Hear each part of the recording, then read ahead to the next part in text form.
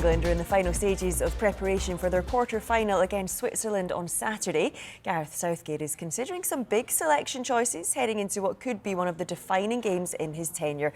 Well, our senior reporter Rob Dorset is in Germany for us. Rob, good afternoon to you. What are you hearing there then? What are Southgate's plans?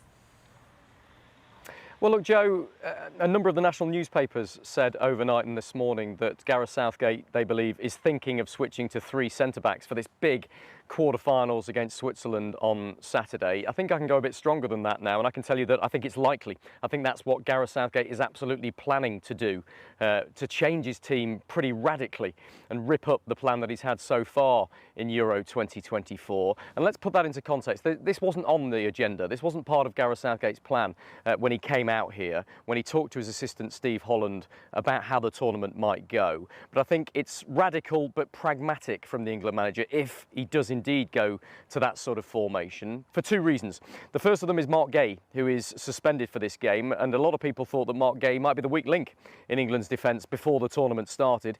It's proved exactly the opposite. He's been, for me, England's best player, most consistent defender, but he is suspended for Saturday's game against Switzerland, and so I think that's led to a rethink. But I think Southgate, despite all that he's been saying publicly in a very positive way about the team and how they're getting better in his eyes, I think privately he's accepted that his plan hasn't worked, and for whatever reason, the formation that he's played has not been getting the best performances out of his players. So I think he's planning to do this to get his best players in their best positions and also some more width in the England side.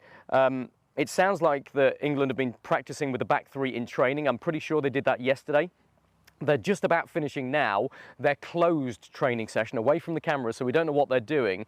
But from the people I've been speaking to, the plan was to again play with three centre-backs. And I would expect those three centre-backs to be John Stones, Kyle Walker and Ezri Konsa. And that's big news in its own right, isn't it? Ezri Konsa potentially coming in for his first start in a major tournament as part of a back three.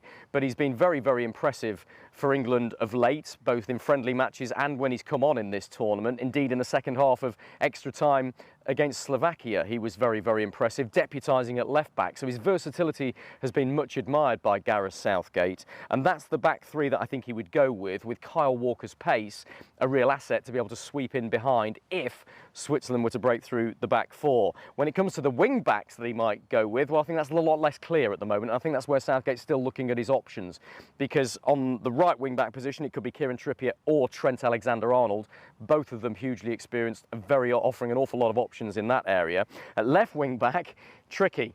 Bukayo Saka made it clear to the media he doesn't want to play there. He sees himself as a right winger, but he was drafted into that role amid the chaos of extra time against Slovakia the other day. I think there's a good chance he might be used as a left wing back in this situation, or maybe even Luke Shaw. And I've been saying for weeks, I think it's too big a risk to throw Luke Shaw in at left back when he hasn't played any football for almost 5 months because of injury. Well, I'm being told that might be a possibility. It's something Southgate's considering because he's left-footed, because he's a natural fullback, because it's akin to the position he's been playing at Manchester United. But Southgate has yet to make a decision there. That would be a huge call to play Luke Shaw for the first time in almost 5 months in a European Championship quarter-final.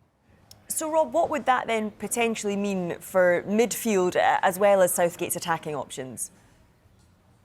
Well, look, I think this is as much of a headline as potentially going to a back three. I'm told that one of the options could be Jude Bellingham and Phil Foden both playing as a number 10.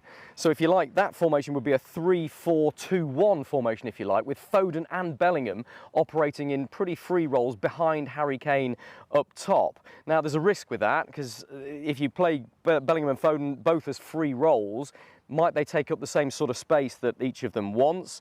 How best do you accommodate Jude Bellingham right now? And you're talking about the midfield options there. It is a possibility that Jude Bellingham drops into a deeper role, more of a number 8 role, to allow Foden that number 10 position. But Bellingham hasn't played there for Real Madrid at all this season, and I don't think his energy levels can quite do it. The up and back, the number 8, the box-to-box, I don't think he could necessarily do that. And maybe he's lost a little bit of the defensive discipline as part of his game because he's had such a free role for England and for his club. So I think that's really interesting. I think much more likely maybe is that Kobbie Mainoo or Conor Gallagher come in to partner Declan Rice as two anchoring midfielders in front of that England back three. Conor Gallagher, we know about his energy, we know about what he offers for England in terms of the way he breaks up play. That could be very, very valuable alongside Declan Rice. Kobbie Mainoo offering a little bit more on the ball. So look, we'll talk about this much more over the coming days, but it's a huge, huge story. It's basically Gareth Southgate ripping up the plan and starting again. Not guaranteed at this stage. I need to say, look, we're still 2 days out from the game. That's what I understand he's trying in training with a back three and with these other options, potentially with Bellingham and Foden both operating as number 10s behind Harry Kane. That would be amazing. That would be rip it up, start again. Let's try this one.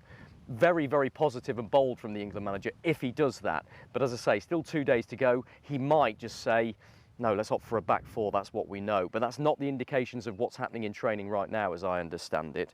But it is the sort of clamour that we've heard from pundits and fans outside. He has to change things. I think Southgate has realised now that hasn't quite been working. Switzerland are a real threat. He's got to make some changes if England are going to progress where he wants them to get to in this tournament. OK, Rob, for now, thank you very much.